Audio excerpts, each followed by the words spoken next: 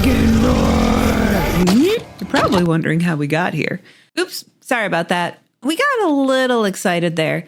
We can't just start off by killing everyone right away. Right, Bolas? Right. Let's rewind just a little bit. Better. Nicol Bolas, the multiverse's favorite egomaniacal dragon. The big bad from Magic the Gathering, who is borderline a psycho. Picture this. He's hatched out of a magical space rock that fell from the sky. Very original, I know. It's not like anything bad has ever come out of an outer space rock anyway.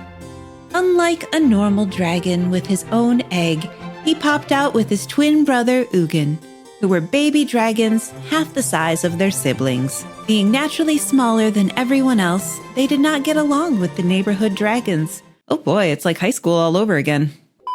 Nicol and Ugin, tiny but scrappy, started their lives by witnessing their sister Marevia Sal get murdered by some humans and their dogs.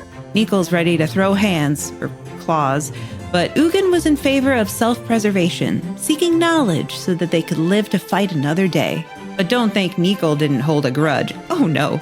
This dragon took it out on the first dog he could find and decided this multiverse is all about hunting and being hunted. Okay. I guess that Joker guy does have a point. All it takes is one bad day. Meanwhile, he's still feeling small, literally, and insecure. So when someone pointed out that he and Ugin shared a name, Nicol grabbed a random second name, Bolas, because clearly the issue was branding. Fast forward a bit, and our boy Bolas was learning about humans under the tutelage of Arcades Sabbath, a dragon who basically turned Lord of the Human Village into his vibe. Bolas quickly figured out that humans are super easy to manipulate. Surprise, surprise. With this newfound knowledge and a bucket load of spite, Bolas started the Dragon Killers' War to take over the Dragon Hunters' clans as the supreme leader. Why fight your enemy when you can just rule them? Of course, he also tried dragging Ugin into this mess, but plot twist. Ugin realized Bolas was a manipulative jerk who never loved him.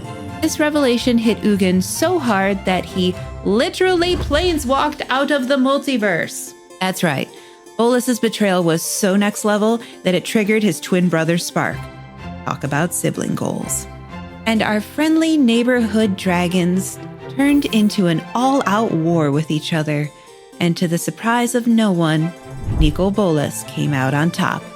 Sure, a few dragons survived, but Bolas wasn't too bothered. He ruled half of Dominaria. Wait, hold on a minute. Isn't that the plane where every single bad event in Magic happens and home to the biggest jerk of all time? Yes. As the battle reached an end, just as Bolas was about to end his brother Sabbath once and for all, Ugin, now a shiny planeswalker, showed up. This sparked, pun intended, Bolas's jealousy so hard it ignited his planeswalker spark, and he peaced out mid-fight with his brother to the meditation plane. Sort of like the mirror dimension from the MCU, a place where Bolas and Ugin spent generations punching each other through the multiverse.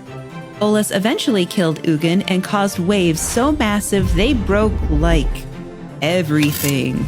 Of course, Bolas was flung through a bajillion planes before crash landing back to, you guessed it, Dominaria. Dude, I swear there are other planes in Magic. But somehow, Ugin returned, and he is pissed. Working together with the Sphinx Planeswalker Azur, they hatched a brilliant plan to trap Bolas with the Immortal Sun, a powerful artifact that's gonna be important later on. Well, surely they will get Bolas this time, right? Yeah, no. Bolas, being 5 steps ahead, turned Ugin's own minions against him and killed him a second time. Or it would seem so. Until Sarkhan Vol, a crazy dragon fanboy, time-traveled back 1,280 years, cocooned Ugin in a magic hedron, and rewrote history.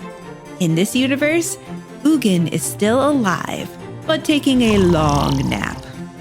At some point, Nicol Bolas decided Dominaria just didn't quite fit his ego and somehow tied himself to a giant temporal rift in Madara. Because why not?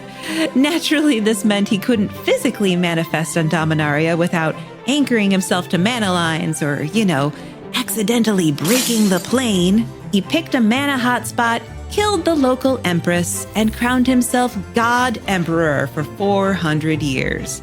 You gotta admit that's some Rambo shit right there. But then, plot twist! His imperial champion, Tetsuo Umezawa, decided to betray him after a few trials and tribulations. Tetsuo lured Bolas into the meditation plane. Again. There, Bolas got completely outplayed. Hey, there's a first time for everything. Tetsuo destroyed Bolas's anchor to Dominaria with a meteor hammer spell, leaving the dragon stuck in spirit form, powerless, and presumably fuming about how this wasn't in the script. Even as a spirit, Bolas couldn't let it go.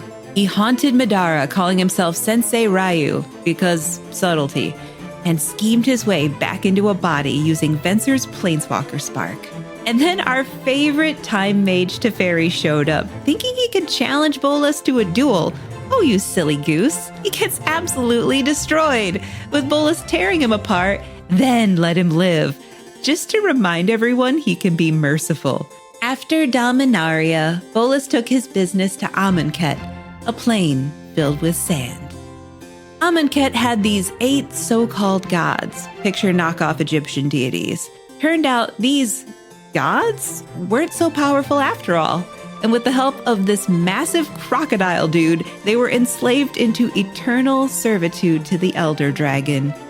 Then he rewrote Amonkhet's religion to make everyone believe he was the one who created Amonkhet, which is some next-level gaslighting. Imagine someone showing up, breaking your sandcastles, and then convincing you they built the beach. Classic Bolas. And from there, you know how it goes from the Liliana episode. He brokered a deal between Liliana and the 4 demons, stole the immortal sun to pull off his pièce de résistance, harvesting every Planeswalker Spark to kick off the War of the Spark. Watch this video right now if you want to know how that goes down. And there you have it. That is the evil origin story of Nicol Bolas. Let this be a lesson, kids. Never pick on someone half your size.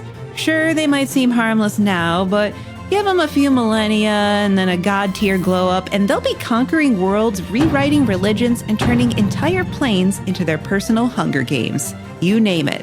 Instead, simply say, "You're cool."